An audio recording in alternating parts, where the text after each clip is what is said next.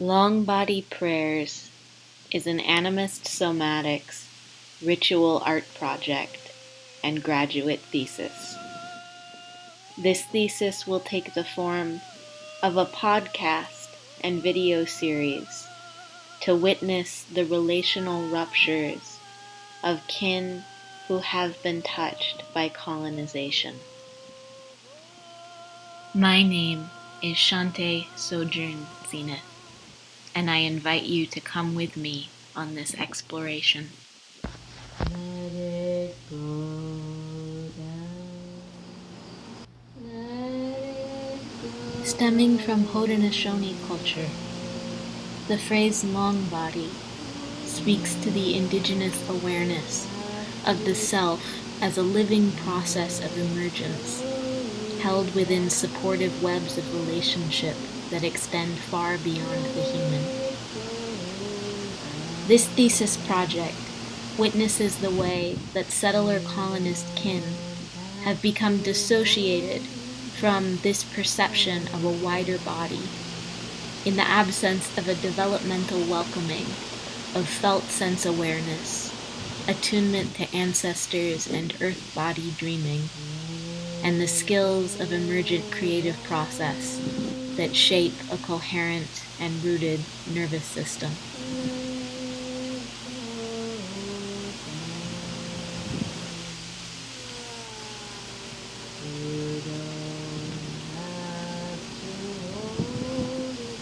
This thesis is a gift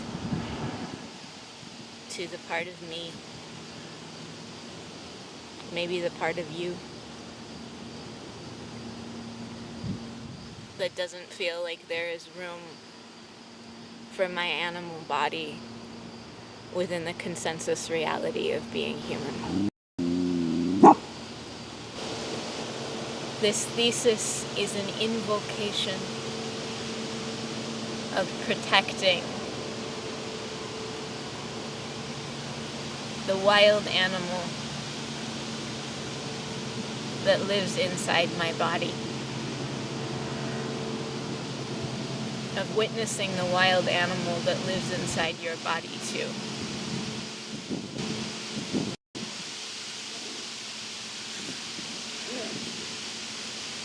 Of noticing the communication, the contact that is always happening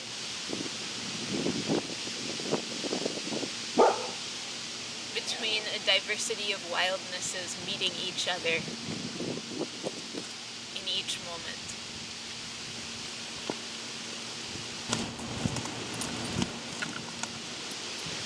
Inviting a curiosity about what a kind of relating would look like that honors the wild animal in each of us,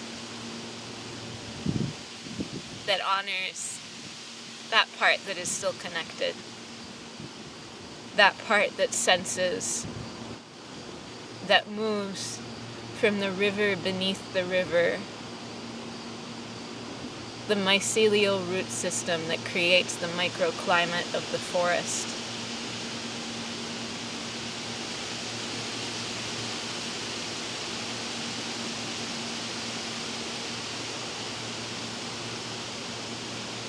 The part of us that still knows how to feel that we belong.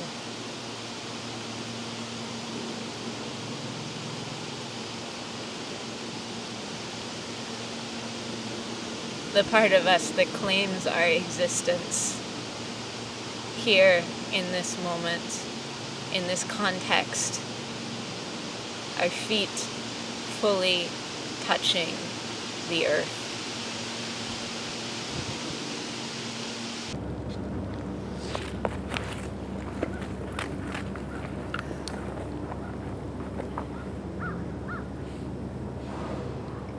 The earth that my feet are touching is Minnesota Makoche, the ancestral homelands of the Dakota people. The 7 council fires of the Dakota people have tended this area of Turtle Island for thousands of years, and the place of their creation is nearby at Bedote, the confluence of two rivers.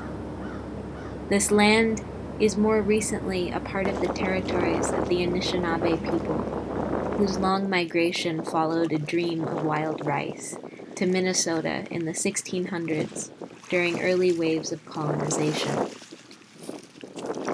My people are from Europe. On my mother's side, my ancestors are mostly English, with a little bit of German and Swedish mixed in. On my father's side, my ancestors are Romanian and Ukrainian Jews.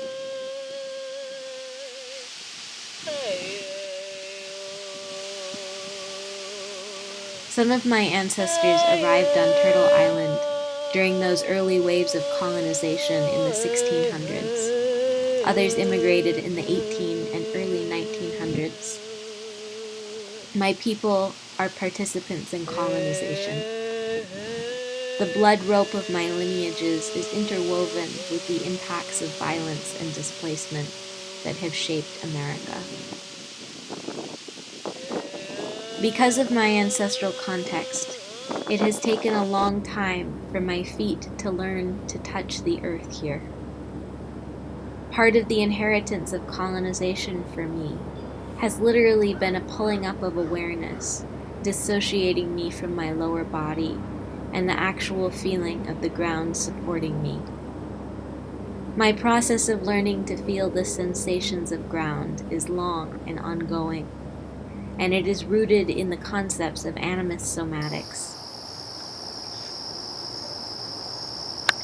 Animist Somatics, as a specific field, has been germinated by Dare Sohei, Larissa Call, and Tara Hozumi, and many other artists and embodiment practitioners are playing in a similar area, although they may not use this term directly. To me, Animist Somatics can most simply be defined as the idea that everything is a being you can relate to through your body. By everything, I literally mean everything.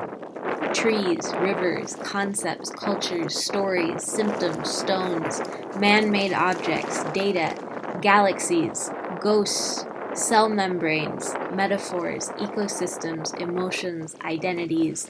Everything is a being. By being, I mean a person, in the sense of an organism with a capacity for felt sense awareness and desires for how it is met by the other beings it is in relationship with. It is important to emphasize that this beingness is perceived not just through our minds, but through the full attentiveness of our animal bodies, as our sensations in response to the other guide our capacity for both attunement and agency within relationship.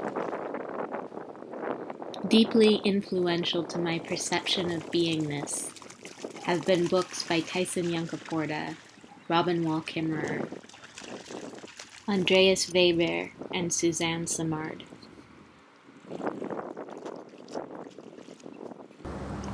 What follows is an invocation of some of the beings that I am in relationship with during this thesis project. I definitely want to call in the turtles. Turtles. The turtle's ability to go into its shell or go under the water to kind of peek out and go back under.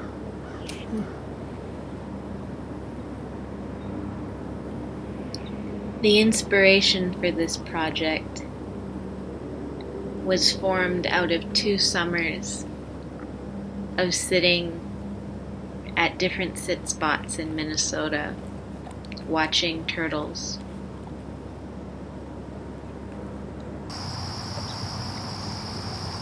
I identify a lot with turtles. It was partly through these moments of attunement,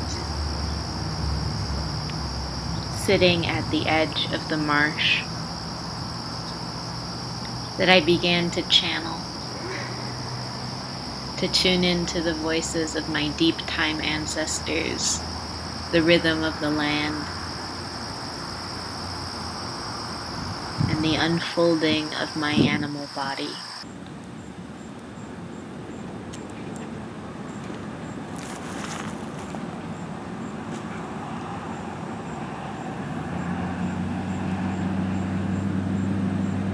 The turtles have taught me how to listen to the field of vibratory sensation and flowing life.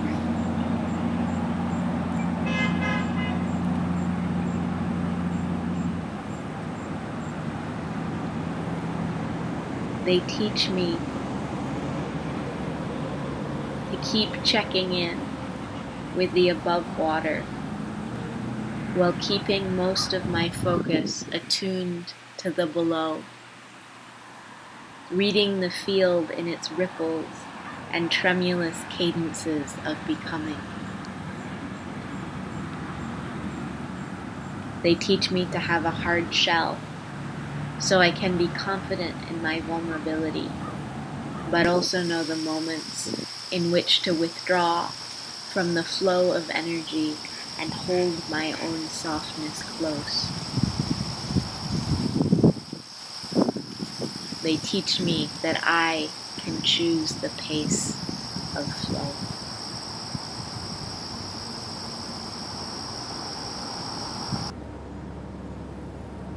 Because of the turtles, I structured this project within the space of relationships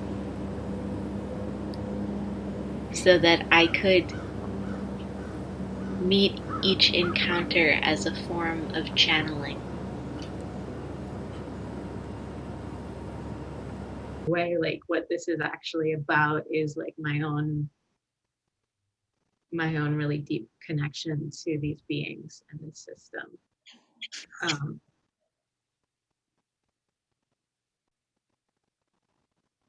And I think that's what is clear about it, is that it's not really going to come from me, it's going to come from the relationships and what wants to be like spoken into each relationship field. Mm-hmm.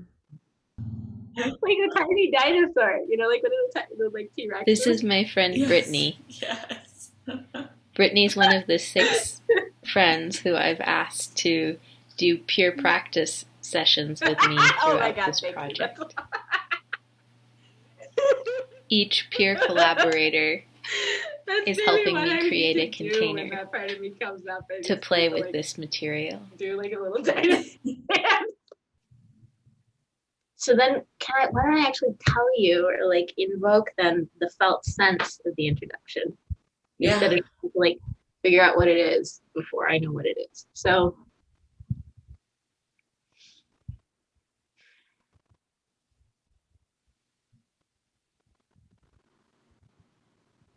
yeah, it's scary. There's like I like start to go towards it and there's like a little shaking in my belly, like a little like kind of like belly flop feeling, you know, like it's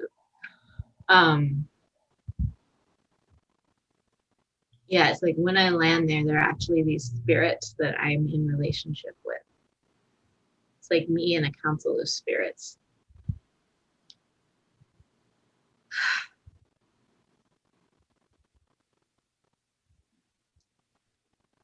It's like a hearth fire, a campfire.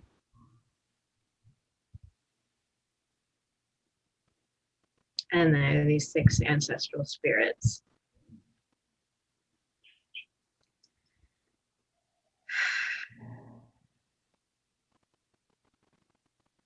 I feel like really little.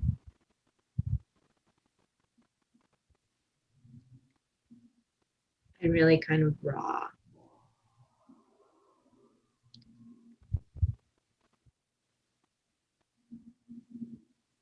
And they're like these big spirits that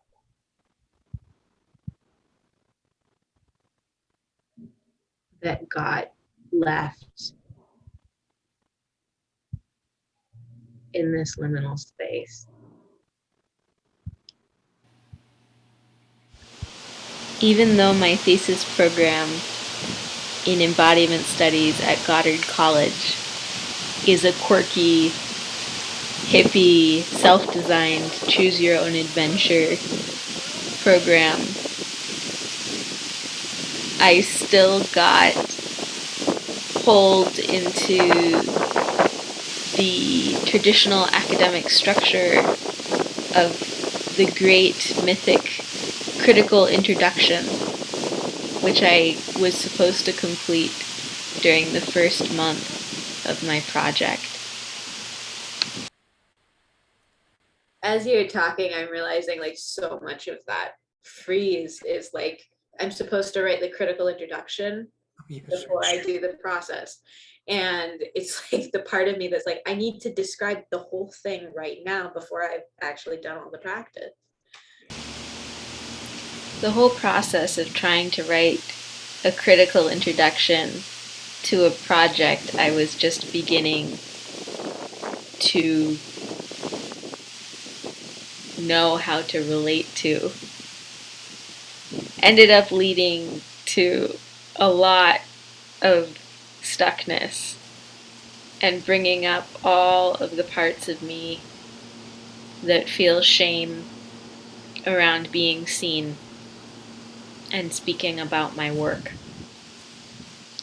I did a session with practitioner Dare Sohei, who is an animist somatic teacher and clown, to start to unpeel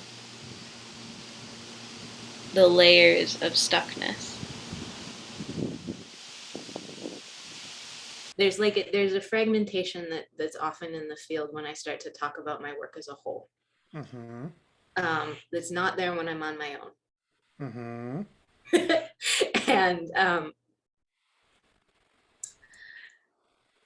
so I guess actually probably a digestible chunk to focus on today, instead of trying to figure out how to describe like the work as a whole, is maybe just to focus on that fragmentation. There's something that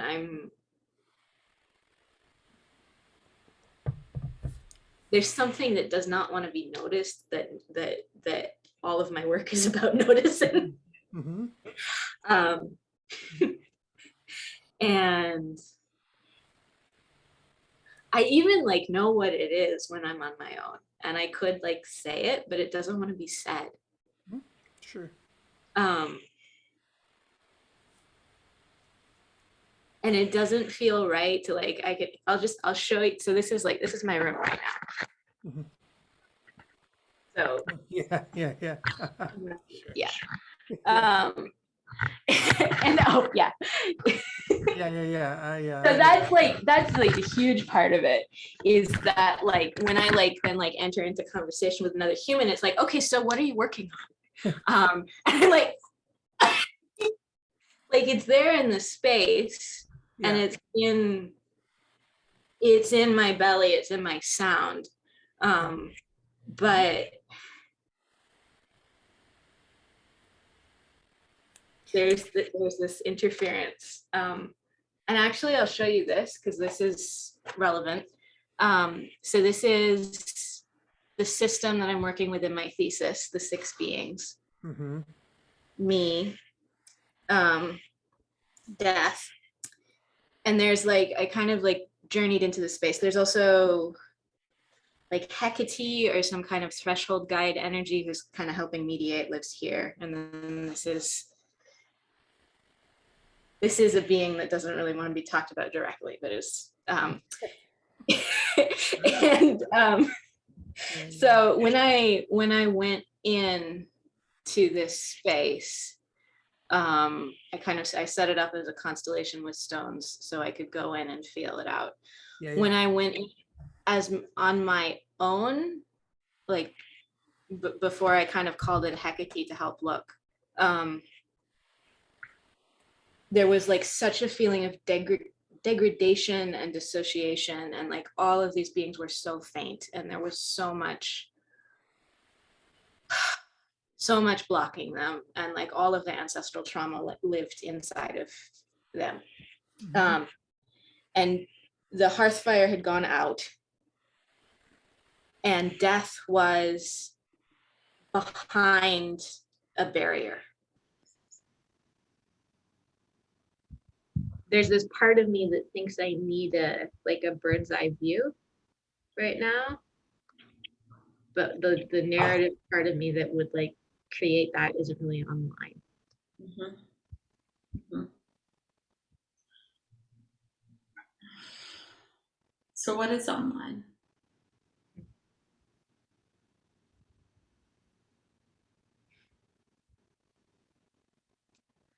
Just the like experiencer, the part that just I kind of have like filled up on like so much relationship and so much connection, and like I am feeling like I'm kind of like completely filled and now need to just like slowly let myself empty again. So really just like the silent one, you know, who wants to just kind of float for a while. Right. Yeah. And it sounds like that's a natural part of your cycle. Yeah. So funny. It's like, that's like, you gotta figure it out. You know, that part that's like so that's also a part of the cycle, is that part like completely like getting confused about there being a cycle, you know. Right. But I think that part does, like, if I can somehow, yeah, this is always the part of the creative process that's really hard, because I have a part of me that really wants like a container, you know, and to kind of be like consistent and showing up and like accumulating things, and to be linear. But that's not my creative process at all, really. And so it's like that part is just like a tiny dinosaur, you know, like one of the like T-Rexes. Yes. Yes.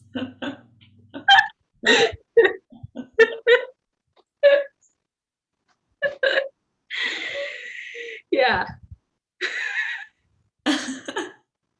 Where did the structure? Where did the structure go? It doesn't have arms. Yeah.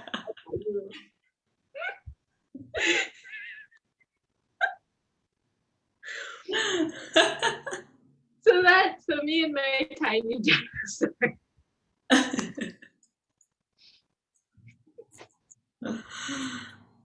Yeah.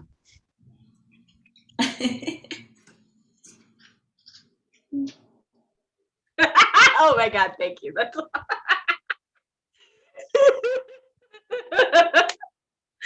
that's maybe what I need to do when that part of me comes up. I just need to like do like a little tiny dance. Like, I know you're there. Yes. Yes. How do you want to figure it out? Totally. So understandable. I too want to. Yeah.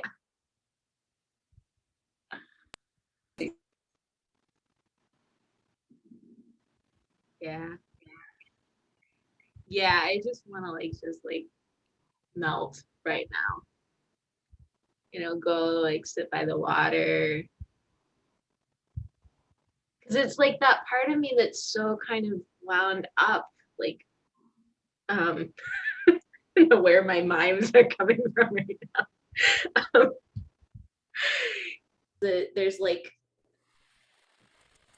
There's a very like calcified structure around the academic. Oh. And yeah. Yep.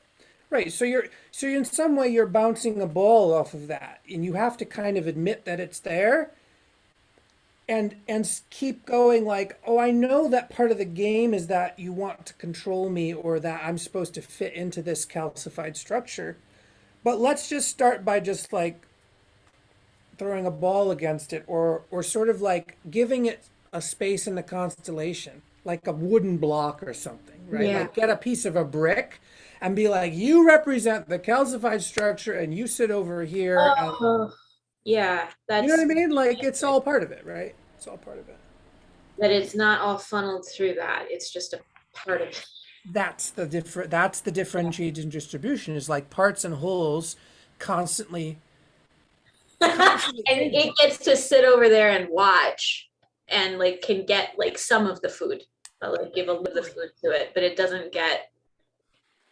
Yeah, I mean, and even a different way is to have a part of the larger project focus directly on that brick where you pour honey all over it, and that's the film. You film yourself pouring honey all over it while being like, well, kissy singing baby sounds for 2 minutes, and that's part of the work. Yeah. So everything folds in, right? Everything is like this. It's like highlighting, separating, focusing, folding back in. Highlighting, separating, folding back in. So everything that becomes a blockage is like an opportunity to go, what mini art project could be here in this blockage? I think we can say that this is the place the thesis project officially begins. Sitting in the garden with 2 puppies playing parallel to the cabbages. 26 pages scattered on the ground. Let it go down. Let it go. I hereby give up control of outcome.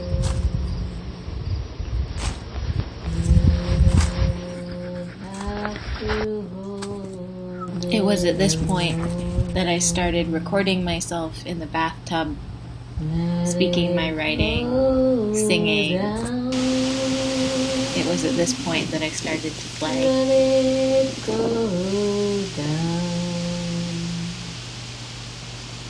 The pathway should have been open into that deeper contact. Contact that allows me to become myself because I am held by somebody who is held within this wider body. I am held by somebody who is receiving the resourcing and the nutrients that they are then able to pass to me.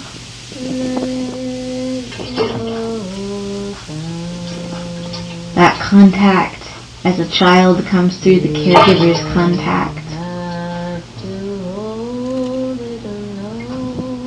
Can I feel as I rest on the skin of my mother's chest the way that her nervous system is supported by the erotic pulse of life?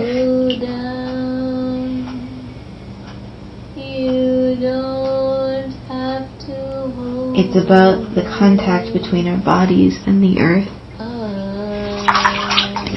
It's about what gets in the way of that contact. Can you really take in the sensation of the earth supporting you? The question, what determines when something has been touched? What determines one can receive being held? Is it physical proximity, or is it the felt sense of aliveness?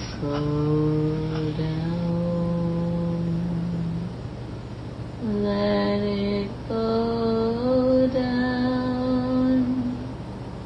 You don't have to hold it alone.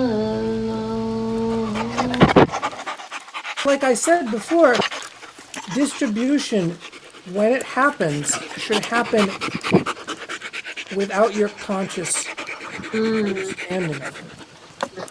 You don't actually fucking know. You have to let it happen. But it doesn't happen until the correct conditions are present in the system.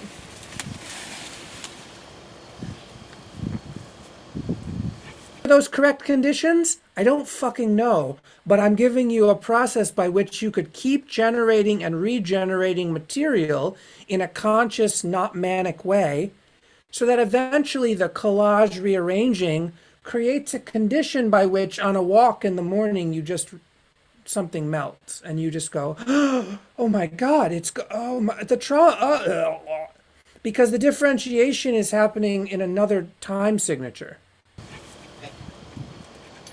So you're here in regular life in this regular rhythm, boom, boom, boom, boom, boom. Oh, look at me, I go to sleep, I wake up, I eat food, I go to sleep, I wake up, I eat food.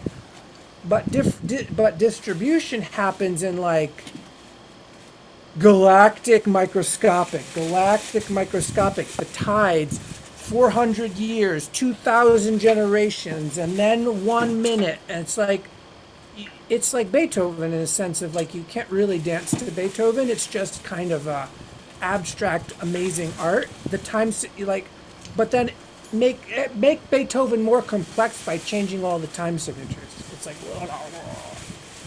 so we don't try to control that because it's uncontrollable. It's unfathomable. The time signatures are everywhere. You've got ancestors over here dancing in 3/4, but you've got ancestors over here singing in 7/8. You know, like it's like too much. And you are the sum total of all those harmonic frequencies and time signatures splashing against each other. You can't possibly discern. It's like impossible to actually catch all that. But what it is possible to do is allow it to be witnessed in a non-rational way without any endgaming. So you're not like, oh, how do I make this beautiful process into a thesis? Some part of you will try to do that, because that's like some part of us who's like, ooh, I want to catalog this. But mostly it's about receiving the benefit of this like massive orchestral choreography. And sometimes you zoom in, and sometimes you zoom out, and sometimes you look over there, and sometimes you hear over here. But ultimately, it's about having a system that actually says, yes, it's enjoyable to receive this kind of chaos. Because, spoiler alert, it's not chaos. It's just chaos to the mind that wants to capture and reduce this complexity. And that's why we get afraid. We actually get afraid of not being able to catch it or remember it. It's like this bullshit, right? And what I'm saying is you develop an ability to go, it's all happening. Can I tune into it happening? Tune into like these crescendos and empty spaces and weird noise and screaming and humming and, right? Like, and I'm not saying it's danceable, but I am saying you could dance to it. The adults, the caregivers, are the child's portal into relationship with the wider body. Without that portal, a child's system gathers up its own energy and contracts and tucks itself deep inside their body, which I think has something to do with that if the adult isn't receiving nourishment from the wider system,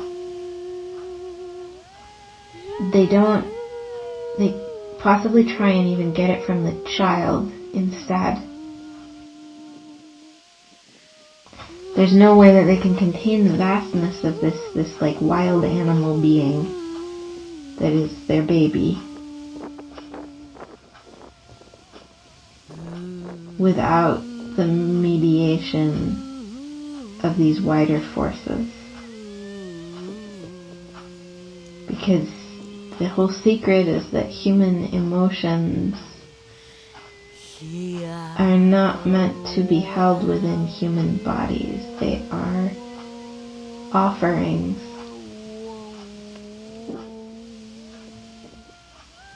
to the wider field of life.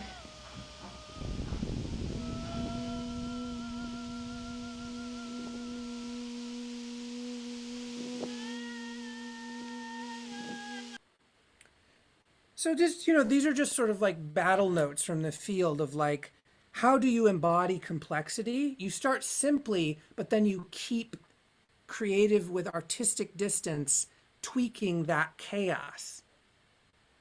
Oh, I differentiated, and now I constellate over here, and now I want to do a tea party, and now I'm going to write a poem about this part, right? You constantly have to switch your vantage point a little bit, right?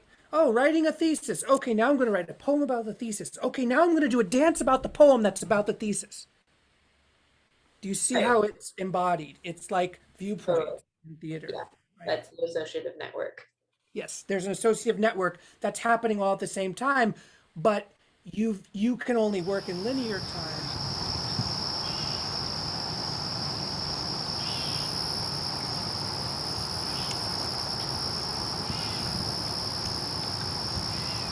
I'd like to introduce you to my drum, who has been a major support and partner in my explorations. This drum was made by a Dene artist in New Mexico, and I met this drum in a shop in Wabasha, Minnesota.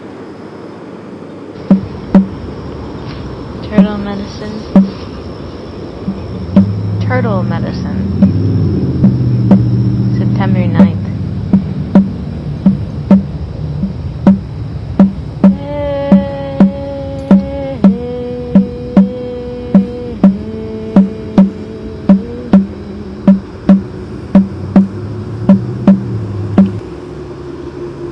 I'm trying to find the rhythm, the beat, the pauses and the moments of solidity and contact, and the rhythm between contact and pause and contact and space and contact and pause. I can take that same awareness of listening for the pulse, the heartbeat,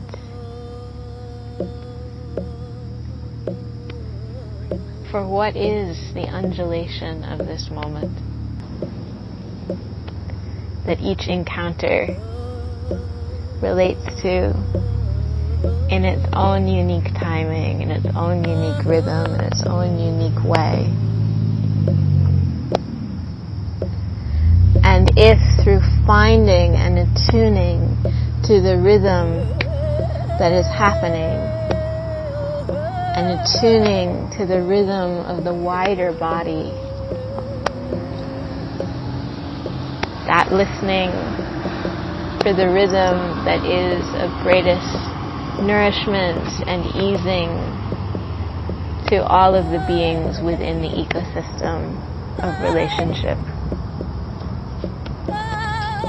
Then from that place of rhythm, it is possible to access the harmonics, to listen for exactly what song needs to come through inside of this container, inside of these banks, allowing flow.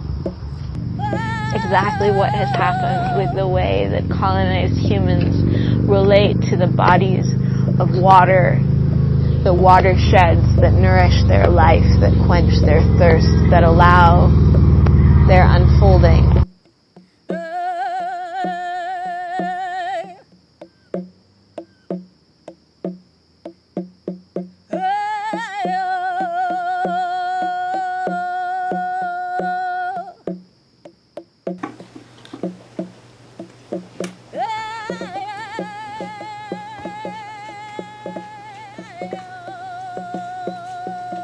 This is a map of 10,000 years of the Mississippi River where I live, in all of the ways it has changed courses and made subtle adaptations in shape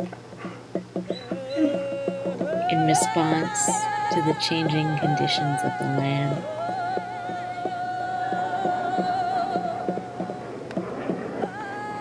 that colonize humans create artificial banks of reality, artificial banks establishing a monotone rhythm, the only rhythm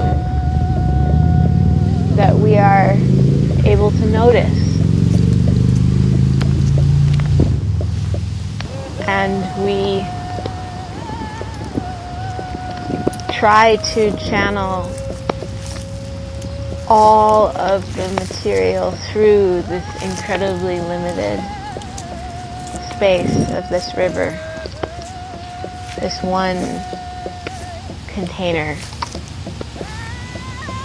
And in the process, we cut off the tributaries. We cut off all of those weavings of relationship that allow for a circulation of flow, for a circulation of life force throughout the whole system.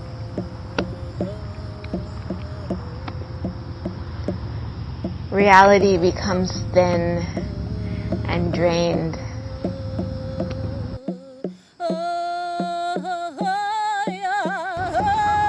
Without the ability of that flow to happen. Literally here at this sit spot in this pond, which is either an artificial or natural tributary of some form coming off of the river, but now slowed in such a way that it is not allowed to change shape. It is forced to remain in the shape that these artificial constraints impose on it. And because of that, there is stagnation. The constraints that bind the river to a predetermined path and take me out of that moment-to-moment awareness of the fullest shape my body is making of how I want to be in contact with rhythm, with support, the flow of nutrients across the system, of where I want to wander.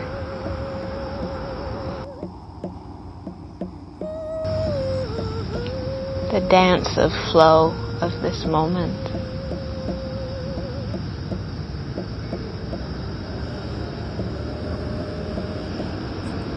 The drum in the belly,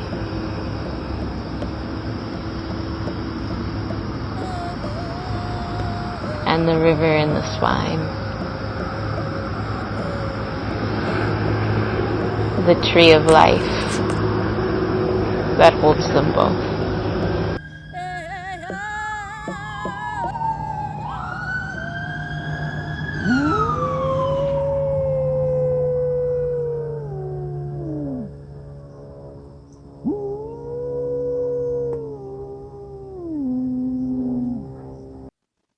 Actually, that's really true. Like letting it come through my body before I actually know what the narrative needs to be. Maybe I can listen for that.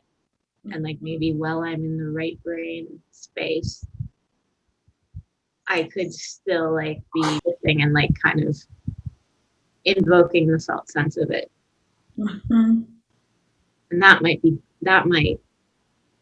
just like not doing words, but just doing like some painting, some movement, and just like seeing if like I can just kind of like plump up that felt sense so that when the words come back, I know what it is, or I know what the senses are. This is a movement practice that just happened a couple days ago. And I'm starting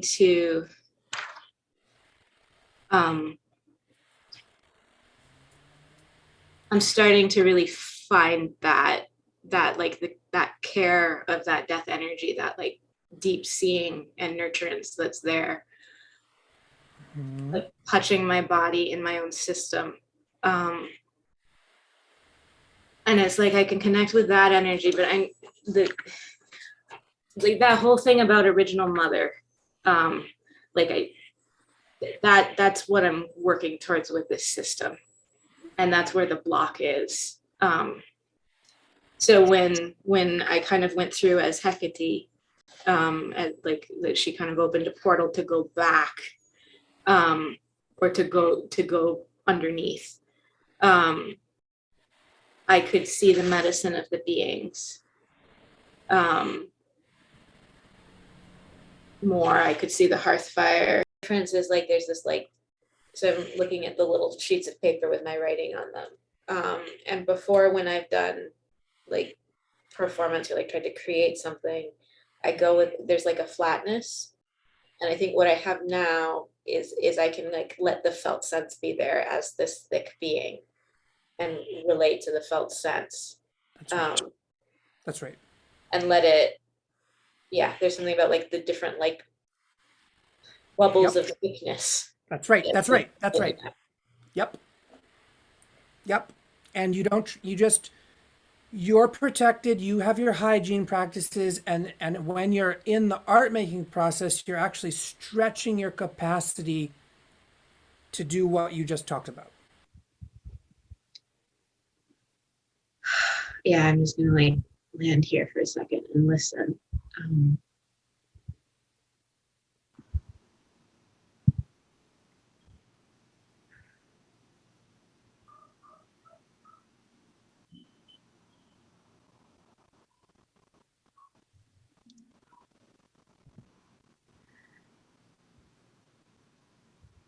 There's like something about the contact between the feet and the earth as like a contact point of how energy moves.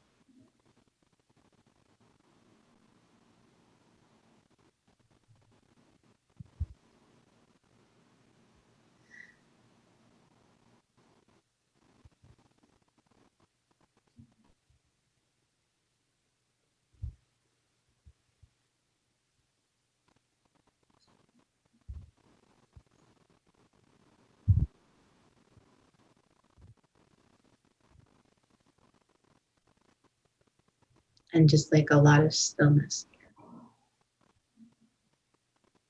So I think there's actually just even something about just like descending down and sitting by this fire, making intentional time to just to be here without trying to make any meaning or ask for anything to happen.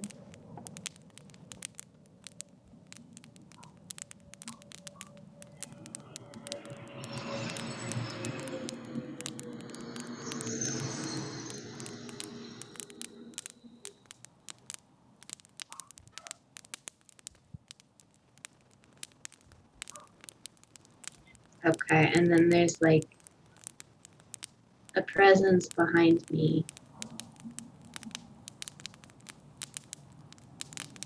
Like the fire, I think, is also kind of Eros and that life force. And there's like a presence behind me, which is death.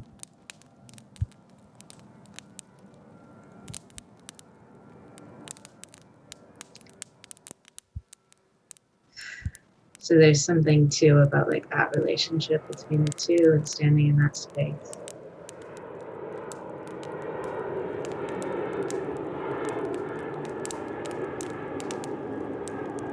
And the way that this council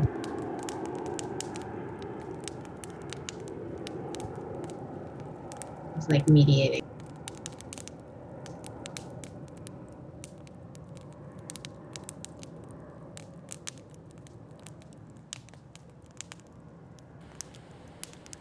It's like the plant is not my idea of the plant. The plant is the plant. And I mean, my experience that's starting to happen with that is that if I feel like the full felt sense and the thickness and the beingness, I don't really get possessed. I don't dissociate in the same way. They're like, because I actually know how to modulate because it's there. There it is. Yeah. And that's the caregiver relationship. That's the child caregiver relationship. Oh. It's not human. You see, it's not human, but it is human too. You just didn't get it in the form that you wanted. None of us did. But it's still in the field constantly there. It's not, because it's an earth-sky relationship. That child caregiver relationship is an earth-sky relationship. So the macro relationship is always singing the same song, but you're figuring out how to get it, and it's like you're shortcutting. So we think of development as linear. So if we walk back on a linear line, we meet this obstruction, and now we're broken because mommy didn't give me what I needed and daddy didn't love me the way I needed to. Now I'm fucked. And what I'm saying is it's actually a multiphasal array, like a spray of. Right. And actually, like, walking back in time is just as simple as like a rotation or a flip like, it's not linear. So I don't know if you can see this. yes, something Playing. like that. Yeah. Yep. Yes. So we walk back in time, realize mommy didn't give you what we want, and then the earth is there, and then there's this thing that you're going like this, and you're like, right, so that's the thing. This bigger thing that you're like, well, I need it to be there, so I know it's there, and when it's there, I don't have to be, it's relieving. You just know how to fucking be a body. That's animist secure attachment. That's death. That's death too. Death is saying, I exist so that you can have this experience of existing. And I kill you so you can have this experience of dissolving your existence, because that's the point. You need to be able to change. So death is this super secure attachment of like, no matter what has happened, no matter what you've done or didn't do, what you got or didn't get, no matter what, poiesis will occur. At a certain point, you will dissolve and recombine in this really intense way that we call death. But that's the like, what are we pressing against when we feel that field? Is it gravity? Sure, but what's beyond that? What's the mother of gravity? What's the mother of the earth and the mother of the sky? Who's the mother of every phenomenon? You only get what you get to the place we're talking about. And then we go, oh, death is the mother of all. Darkness, death, dissolution, this kind of sympoietic unraveling, that's the mother of raveling. You can't ravel with you. It's like this. Right? So when you press up against that and you feel it, you can go deeper and deeper until you actually go, oh, right, death right there. That's death. All the time. In every moment, there's a dimension that I'm always pressing on, which is to go, are you there? Of course you're there. I just need to feel you. I just need to feel you. That's what I'm doing, try to do 24/7. To go, I feel you? I feel you. In every direction, in every cell of my body, can I receive that pushback, that feedback loop? Yep. Yeah, it's been such a like huge metaphor for me, as like something to push against. Yep. And that like is the boundary of the container, the edges. Right. Right. And the play in that is your life's fate. So it's not like you get the answer, check it off a list.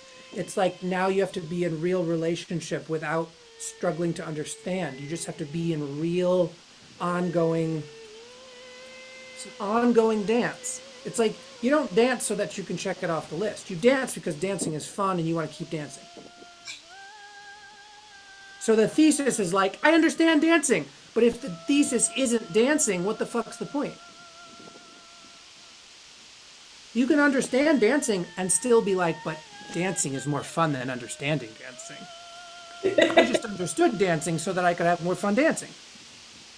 Right? It's very weird, but everyone knows what I'm talking about. It's very true. It's like, oh, I understand it, so I have more fun doing it. That's why people do this. That's why people do anything. Kind of like the whole writing thing is asking it to die before it's lived. Sometimes, yeah. Sometimes. Sometimes it is, and sometimes you change your relationship to writing, and suddenly it's a reflecting of the process and no longer a reduction of the process.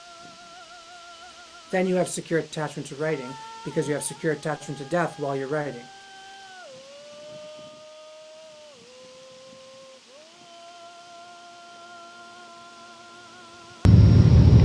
remembering, contacting those moments that have already happened and using those as the thick, juicy, succulent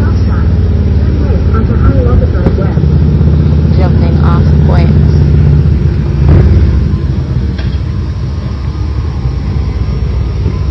Into deeper connection.